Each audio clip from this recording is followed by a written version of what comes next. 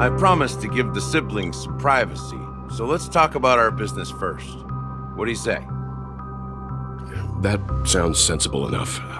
Since you went through the trouble of gathering the family head, the crew, and the Stellaron hunters, I'm guessing you have something important to say, Mr. Gallagher? Oh? Is it that obvious? The look on your face is practically screaming I'm the one behind all this. You're right, Mr. Yang. It is indeed time to come clean on everything. The siblings already know what they need to, and they've made their choice. But you, Nameless, arrived a bit late. So it's only fair that I answer your questions. Before we begin, let me reintroduce myself. I'm the founder of Dreamflux Reef, the deputy of the Watchmaker, and the one who sent out that invitation. As Gallagher, the history fictionologist, I humbly extend my greetings to you all. History fictionologist? So what, everything you told us was made up? Well, don't worry. Almost everything I shared was true. Well, except for the part about the family accepting me back. I double-checked with Micah, and everything he said about the family, the Watchmaker, and Mikhail is true. Thank you for your understanding. Now let's get down to business. I'm sure you're all wondering why I went through the trouble of setting up this battle for the legacy, inviting different factions, stirring up a ruckus all over Penacony. Well, it all boils down to something very familiar to all of you. The Stellaron. The Stellaron? But how is that possible? Penacony is a free-flowing interstellar hub. There are no signs of contamination whatsoever. You're totally correct. So, care to take a guess at what that means?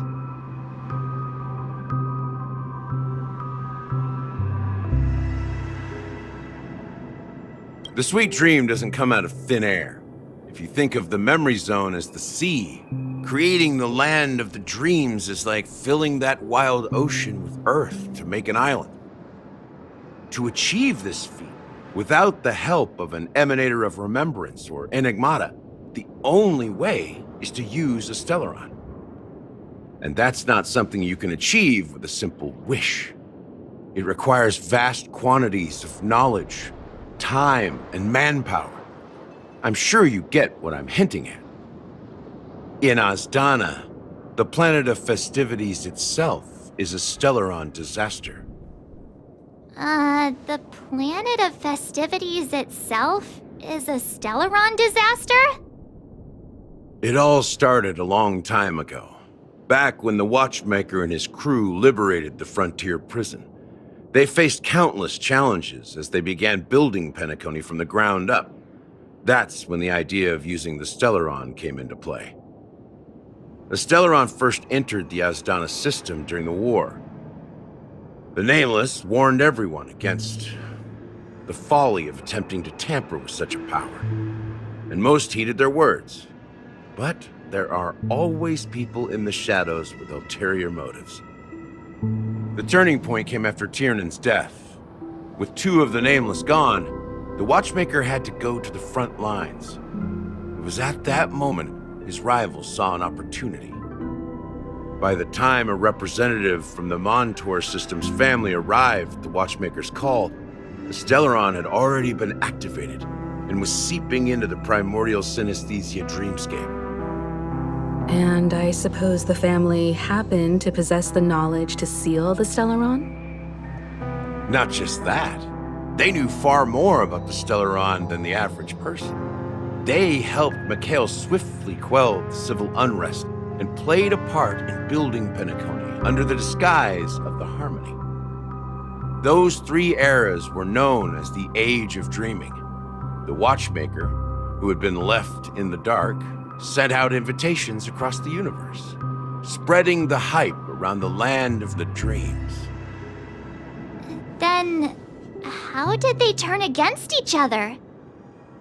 Remember the island in the ocean metaphor?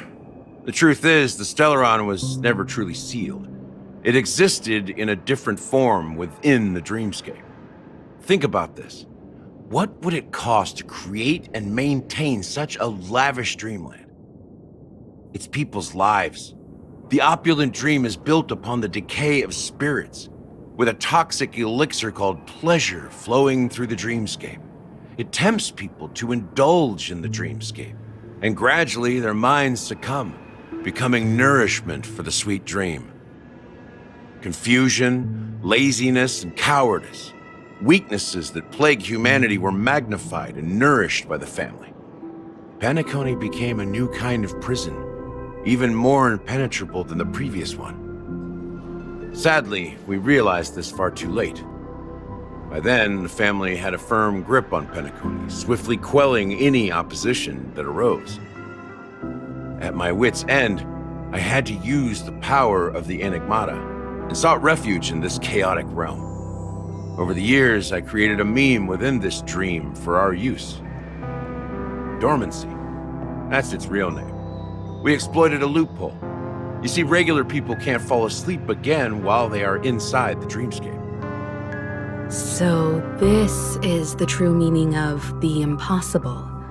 You sent out invitations in the Watchmaker's name to find forces capable of resolving the Stellaron disaster and draw them into Penacony to uncover the truth. It's not just that.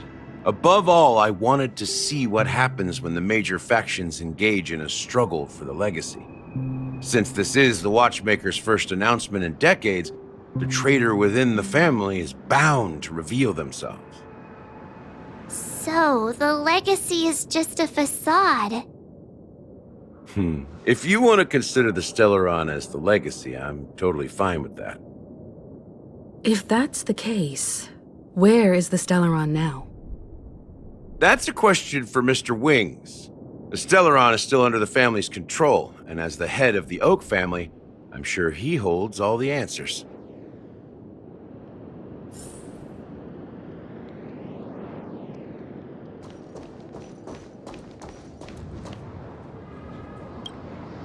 Are you done talking? So, will you tell us where the Stellaron is? It is the Penacony Grand Theater itself. As I suspected, it's the embodiment of the family. The edifice that first materialized within the sweet dream. That's what turned Penacony into its current state. As for the person who employed its power, it is in fact Mr. Gopherwood, the current Dream Master. Well, that was easier than I thought. Did you conduct your own investigation already? Correct. When I was trying to track down the person who murdered my sister, apart from you, Gopherwood was my second suspect. Confronting me first turned out to be a smart move on your part. I didn't have other options. The Dream Master has been elusive, and even the heads of the families can hardly get an audience with him. Moreover, Mr. Gopherwood has been kind to my sister and me, and I didn't want it all to end like this. What do you mean by that?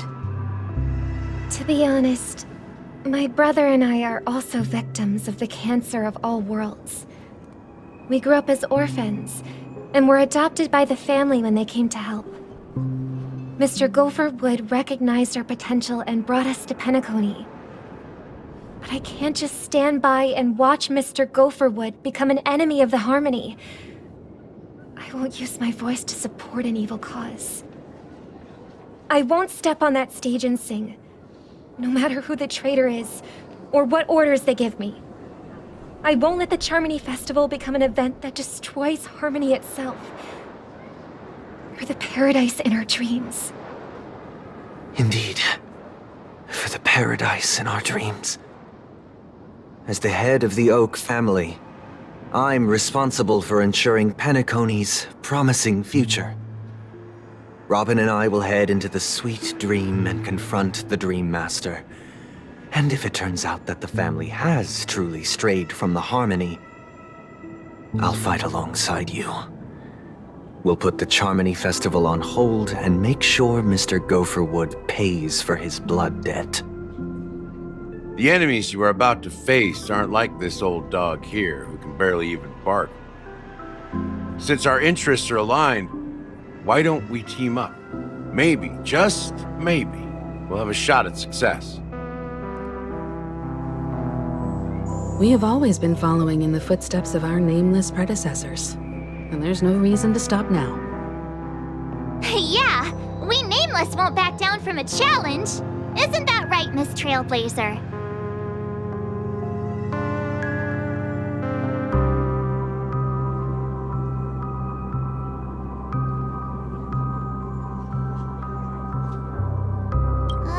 That line actually makes me a bit nervous. Rest assured, sitting on the sidelines isn't in our nature. Mr. Sunday, Miss Robin, I'm willing to accompany you on behalf of the Astral Express. Having a third party present should help with negotiations, and could make all the difference if things get ugly. Thank you, Mr. Yang. Thank you all very much. The Charmony Festival is about to start, and time is against us. We must hasten. Everyone, let's gather over here. We still need to make some preparations.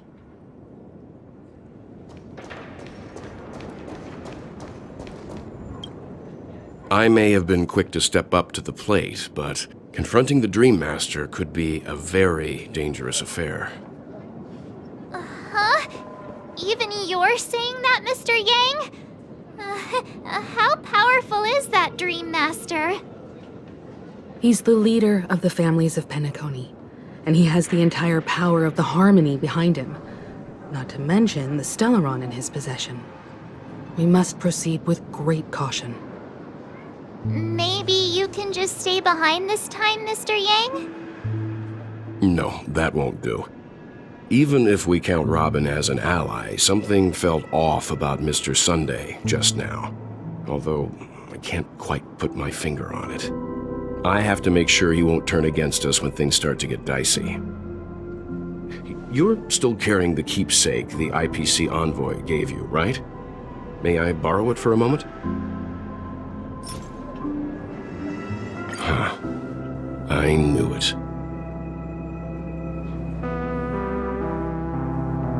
As I suspected, this chip Aventurine gave to you is actually a miniature transmitter. If I'm right, he intends to use it to track your location or contact you when needed. As it so happens, this may actually be of some use in the current situation. Aventurine? Is he still alive? And what does he have to do with our mission to confront the Dream Master? Remember what I said earlier? Working with the IPC is a way to keep the family in check. If negotiations go south and the family show their true colors by going after the Stellaron, I'll use this transmitter to send a message to the IPC. It'll be just the opportunity the IPC ambassador was hoping for. The only question mark in all of this is Aventurine's current status. But the IPC is always listening, especially senior strategic investment department heads like him. Getting the message across shouldn't be a problem. Good luck to you, Welt. Well, you take care too. If anything goes wrong, don't worry about me. Just make sure to seal the Stellaron. Spoken like a true hero.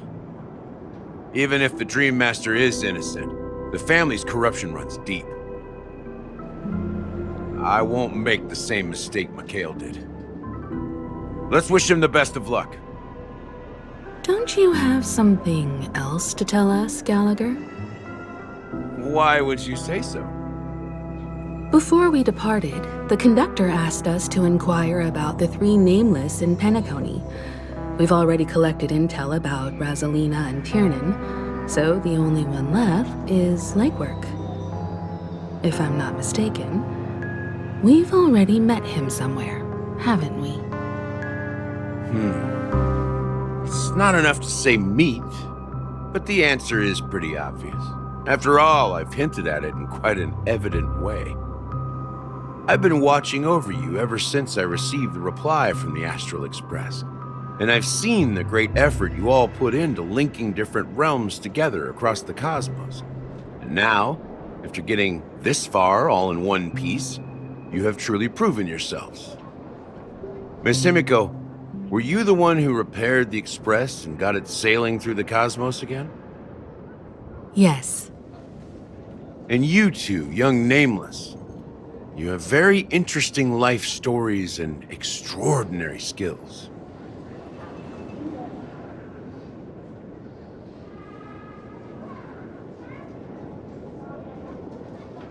I don't know much about my life story, but I do have extraordinary skills. You're full of energy. Please send my regards to the conductor, Pom Pom. Please let them know that their friend had fond memories from his time aboard the Express, which he reminisced on every time he had a good drink. As for the last Nameless, he embarked, disembarked, and embarked again, traveling in a great circle, ending up back where he started. On his deathbed, he told me to find the Astral Express and deliver an invitation to the future Nameless.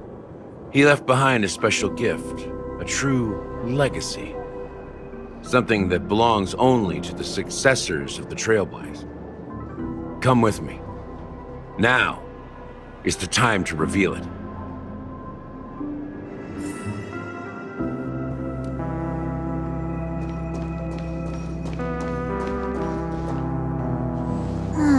Back here again. Sometimes I feel like you're still alive, old friend. Like you've still got so much to say and do.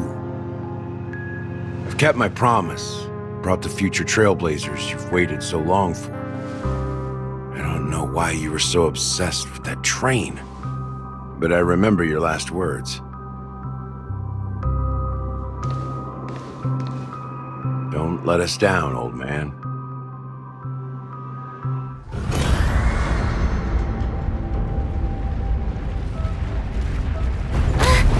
What's happening?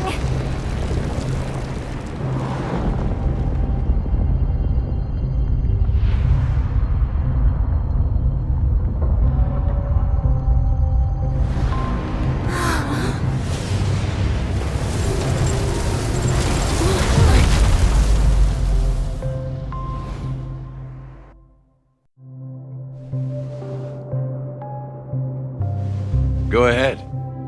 His resting place lies in the garden up ahead. The first and last Nameless of Penacony.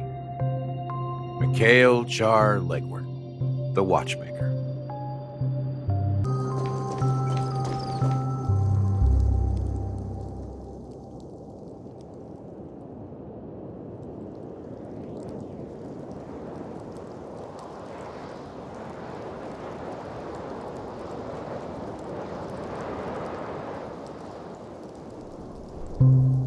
Sure enough, the Watchmaker is the third Nameless.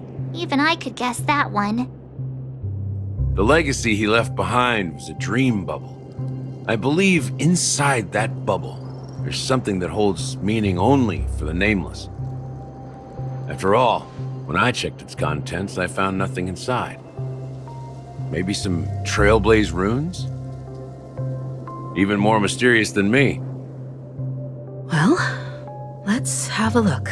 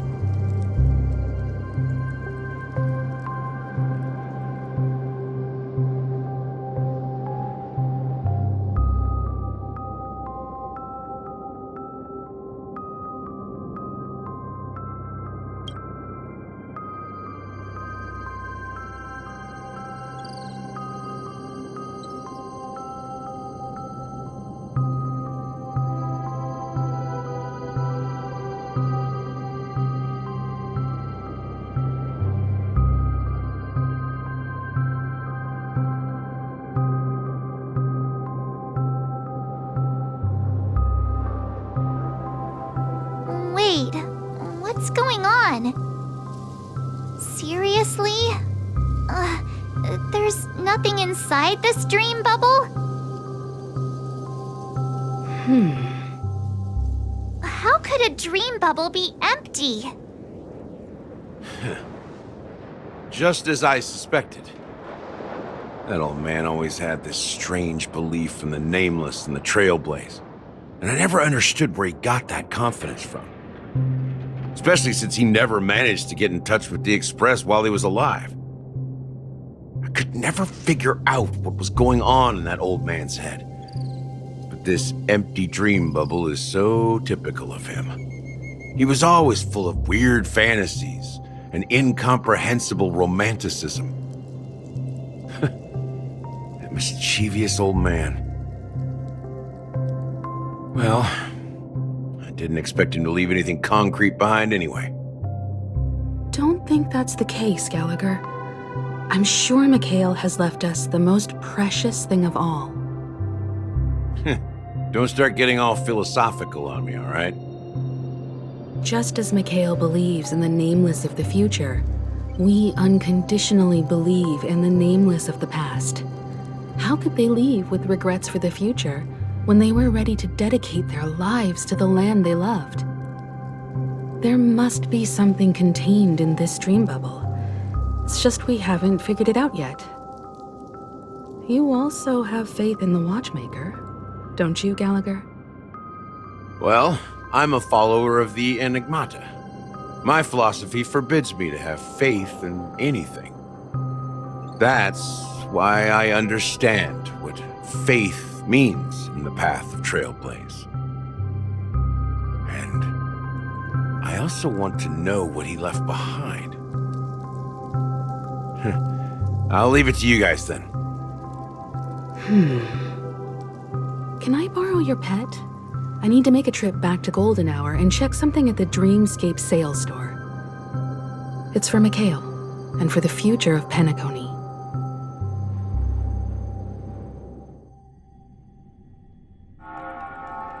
Welcome to the Reverie Hotel. How may I help you? Greetings. We're the Nameless from the Astral Express, and we'd like to check in. The Astral Express? But I thought... Yes, my companion's already checked in. My name is Dan Hung, and I believe my personal information is recorded in your system. I see, but your companion said you wouldn't be coming due to a change of plans. Now the plans have changed again. And you are... Me? I'm Pom Pom, a new nameless who's also with the Astral Express. He's my fellow trailblazer. We responded to the family's invitation before he boarded the Express, so he wasn't registered in your system. Is it possible to accommodate him as well? Oh, I see. Another one of the Nameless had a similar situation. Seems like a lot of people are joining the Trailblaze these days. Since there's a precedent, it shouldn't be a problem. Just give me a second to contact your companions. I'm sorry, dear guests, but it seems I'm unable to reach the other members of the Astral Express. What do you mean by unable to reach them? My apologies. This is the first time I've encountered a situation like this. However, the system indicates that those guests are still in the dreamscape. How about this? Give me their room number, and we'll go check on them ourselves. I'm afraid that's not possible. I need to verify both of your identities before I can share any guest information. How about you just wake up someone? Let's say, Welt? I'm sorry, but there are strict rules regarding forced awakening. It cannot be done without the proper clearance. So nothing works, huh? What's your solution then? Are you saying we sleep here? At the reception? Please be patient. We need to contact your companions in order to confirm your identities. And now it seems you need to confirm our identities before you can contact our companions. It seems so.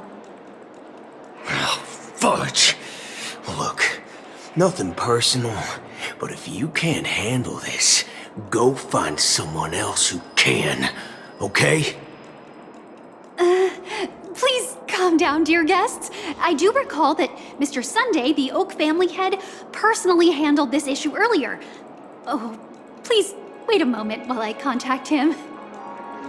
I don't think she's trying to give us a hard time. She really just doesn't know what to do.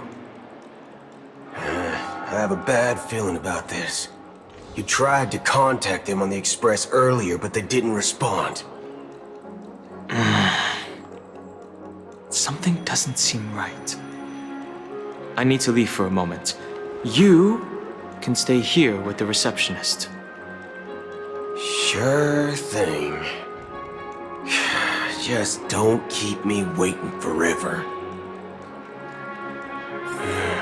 Don Hung seems pretty worried about his companions. I should give him some space. Stressing out about it won't help anything.